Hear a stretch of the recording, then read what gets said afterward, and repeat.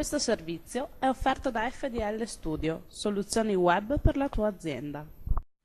La città murata è medievale, ma con impianto dell'Alto Impero Romano.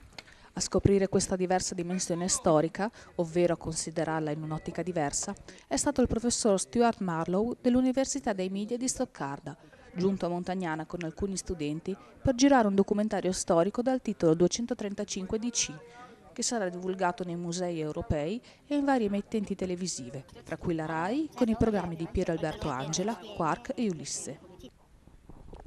Il documentario rientra nel progetto europeo Limes ed è stato girato sabato e domenica scorsi con la collaborazione del gruppo storico Prima Legio Italica della vicina Villa Dose, Rovigo, che da 15 anni si occupa di archeologia e ricostruzione storica dell'esercito romano.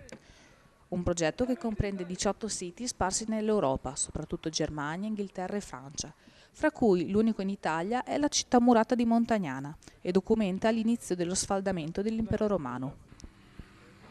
Come spiega il docente dell'Università di Stoccarda, documenta l'assassinio di Alessandro Severo, detto Massimino il Trace, il primo soldato a salire i gradi fino a diventare imperatore.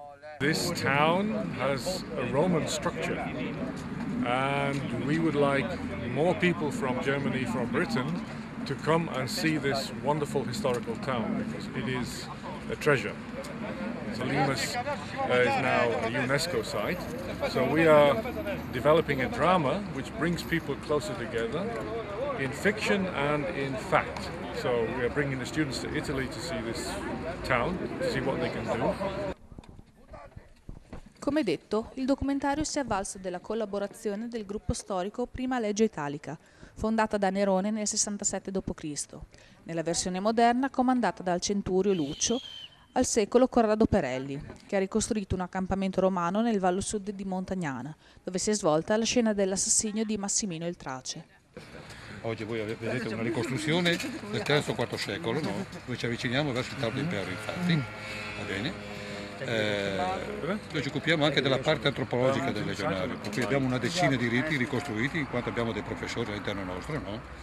Va bene, che si occupano di questo. L'associazione si occupa di archeologia sperimentale, ricostruzione e rievocazione storica sull'esercito militare di Roma. Abbiamo partecipato alle rievocazioni più importanti sia in Italia ed in Europa. Il progetto Limes costituisce una grande opportunità per far conoscere Montagnana anche in Europa, attraverso le emittenti televisive e soprattutto i musei, che sono frequentati da cultori della storia e dell'arte di tutto il mondo. Oltre a questo aspetto c'è anche la possibilità di un gemellaggio con una delle città storiche europee e tedesche in particolare. Montagnana, infatti, non è ancora gemellata con una cittadina europea o italiana. Incredibile, ma vero. Ciao, Pianoro News.